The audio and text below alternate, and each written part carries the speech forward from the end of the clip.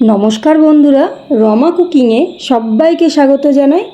আজ আপনাদের সাথে শেয়ার করছি খুব সহজ পদ্ধতিতে ঘরোয়া সব মশলা দিয়ে চিকেন মশলা রেসিপি।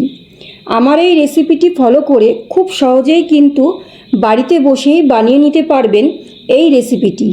আর এটা কিন্তু সাদা ভাত বা রুটি যে কোনো কিছুর সাথে খেতে কিন্তু দুর্দান্ত লাগে। তাহলে চলুন আজকের রেসিপিটি তাহলে শুরু করি। চিকেন মশলা বানানোর জন্য আমি এখানে 500 গ্রাম মতো চিকেন নিয়ে নিয়েছি। আর চিকেনটাকে আমি ভালো করে ধুয়ে সম্পূর্ণ জলটা ঝরিয়ে নিয়েছি। এবার আমি চিকেনটা ম্যারিনেট করে নেব। চিকেনটা ম্যারিনেট করার জন্য আমি কিছু গুঁড়ো মশলা দিয়ে দিচ্ছি হলুদ, অল্প করে একটু কাশ্মীরি লঙ্কার গুঁড়ো আর সামান্য একটুখানি নুন। এবার সব কিছু ভালো করে হাত দিয়ে মেখে রেখে দেবো 10 মিনিটের জন্য।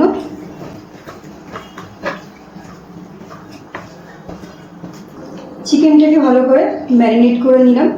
এবার আমি 10 মিনিটের জন্য রেখে দিচ্ছি, তারপরে আমি রান্নাটা শুরু করব।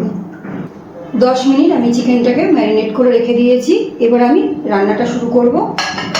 গ্যাস অন করে একটা কড়াই বসিয়ে দিয়েছি আর কড়াইটা ভালো করে গরম করে নিয়েছি। আর কড়াইয়ের মধ্যে আমি দিয়ে দিচ্ছি সর্ষের তেল। আমি রান্নাটা সর্ষের তেল দিয়ে করছি, আপনারা চাইলে সাদা তেল দিয়েও রান্নাটা করতে পারেন। এবারে তেলটা খুব ভালো করে গরম করে নিচ্ছি। সর্ষের তেলটা কিন্তু খুব ভালো করে গরম করে নিয়েছি। এবারে এই ম্যারিনেট করা চিকেনটা আমি তেলের মধ্যে দিয়ে ভেজে নেব।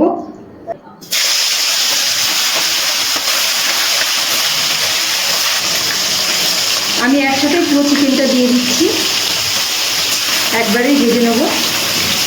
গ্যাসের ফ্লেমটা হাইতে রেখে আমি কিন্তু চিকেনগুলো একটুখানি হালকা ভেজে নিচ্ছি, খুব বেশি কিন্তু ভাজবো না।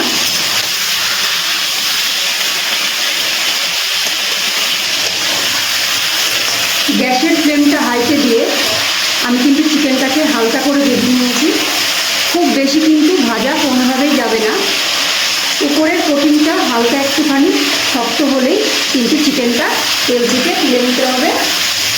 এবার আমি এক এক করে চিকেনটা তেল থেকে তুলে নিচ্ছি।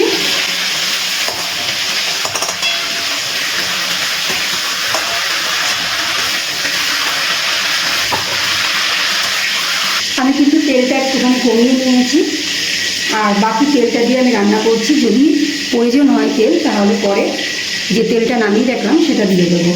তো এই তেলের মধ্যেই আমি রান্নাটা করব।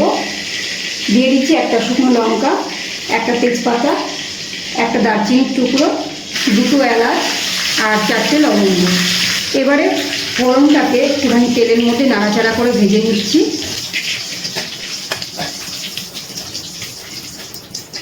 ফোড়নটা তেলের মধ্যে নাড়াচাড়া করে ভেজে নিয়েছি।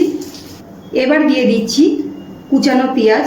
আমি একটা মিডিয়াম সাইজের পেঁয়াজ আমি ছোট ছোট করে কুচিয়ে নিয়েছি, সেটাই দিয়ে দিচ্ছি। পেঁয়াজটা কিন্তু আপনারা আপনাদের মতন করে কাটতে পারেন, মানে একটু ছোটও কাটতে পারেন আর একটু বড়ও কাটতে পারেন, কোনো অসুবিধা নেই। আমি একটু ছোটো ছোটো করে কিন্তু কেটে নিয়েছি পেঁয়াজটা। এবারে পেঁয়াজটা ভেজে নিচ্ছি।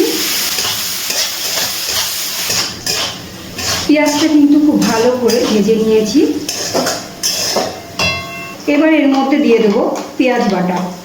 আমি একটা ছোট সাইজের পেঁয়াজ আমি মিক্সিতে পেস্ট করে নিয়েছি, সেটাই দিয়ে দিচ্ছি।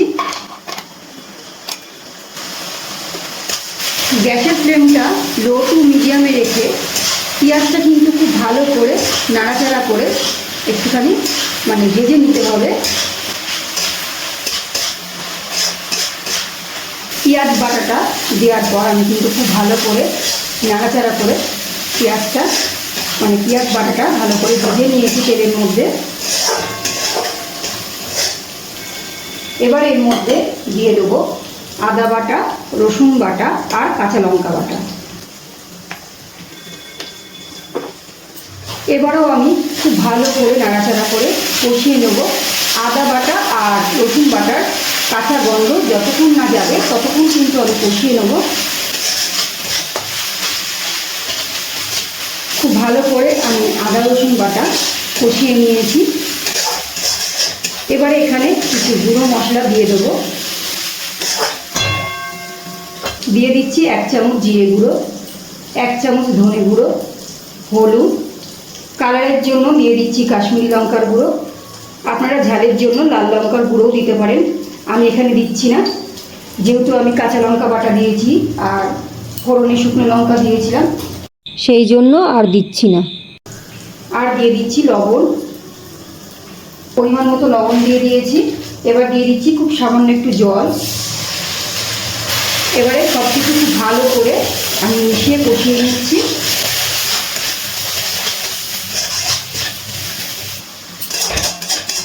গ্যাসের ফ্লেমটা মিডিয়ামে রেখে আমি কিন্তু মশলাগুলো খুব ভালো করে কষিয়ে নিচ্ছি। মশলাটা কিন্তু কষিয়ে নিয়েছি। আমি আরও একবার অল্প একটু জল দিয়ে মশলাটা কষিয়ে নেব। এরকম কিন্তু 2 থেকে 3 বার একটু একটু জল দিয়ে যদি মশলাটা কষিয়ে নিই, যে কোনো রান্নার টেস্ট কিন্তু অনেক গুণ বেড়ে যায়।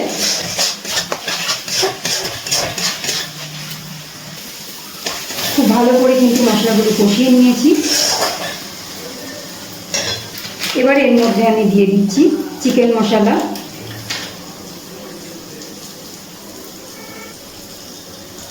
ওই 1 চামচ মতো আমি চিকেন মশলা দিয়ে দিলাম। এবার সব মশলার সাথে আবার একটুখানি নাড়াচাড়া করে কষিয়ে নিচ্ছি। চিকেন মশলা দেওয়ার পর আমি কিন্তু মশলাগুলো আরও একটুখানি আমি কষিয়ে নিয়েছি। মশলা থেকে তেল ছেড়ে দিয়েছে। এবার আমি এর মধ্যে দিয়েছি যে চিকেনগুলো আমি ভেজে রেখেছিলাম আগে থেকে, সেই চিকেনগুলোই আমি দিয়ে দিচ্ছি। এবারে খুব ভালো করে মাংসের সাথে মশলাগুলো নাড়াচাড়া করে মিশিয়ে কষিয়ে নিচ্ছি।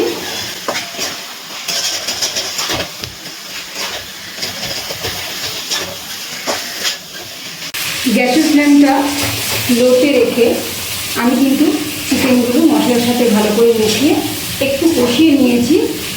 এবার আমি এর মধ্যে দিয়ে দিচ্ছি টক দই।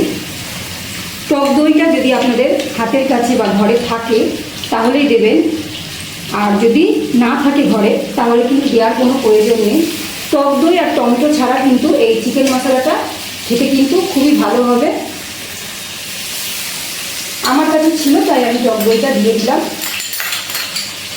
এবারে খুব ভালো করে নাড়াচাড়া করে নিচ্ছি।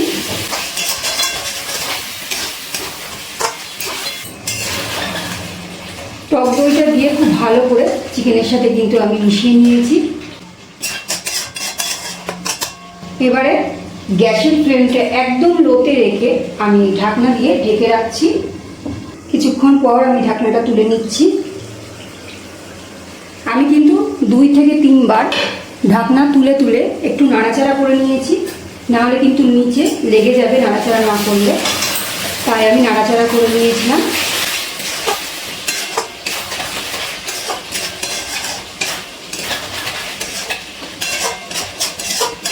গ্রেভিটা বাড়ানোর জন্য আমি এর মধ্যে একটুখানি গরম জল দিয়ে দেব। আপনারা চাইলে কিন্তু এইভাবেই মানে চিকেন মশলাটা নামিয়ে নিতে পারেন, এইভাবেই পরিবেশন করতে পারেন। আমি যেহেতু একটু গ্রেভি রাখবো তার জন্য একটু গরম জল দিয়ে দিচ্ছি।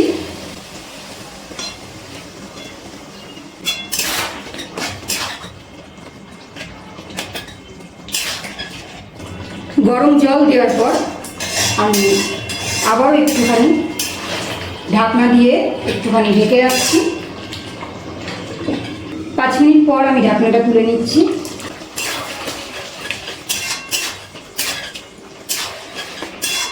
আমি গ্রেভিটা এরকমই রাখবো, তাই জন্য আমি আর এটাকে টানাচ্ছি না, গ্যাসটা অফ করে দিচ্ছি। আপনাদের যদি মনে হয় গ্রেভিটা একটুখানি মানে একটু মাখা মাখা রাখবে, সেক্ষেত্রে আর একটুখানি গ্রেভিটা টানিয়ে নেবেন। তো আমাদের কিন্তু চিকেন মশলা একদম তৈরি পরিবেশনের জন্য। গ্যাসটা তো আমি অফ করে দিয়েছি, এবার একটা পাত্রে নামিয়ে পরিবেশন করে নেব। চিকেন মশলা রেসিপিটি আমাদের একদম তৈরি।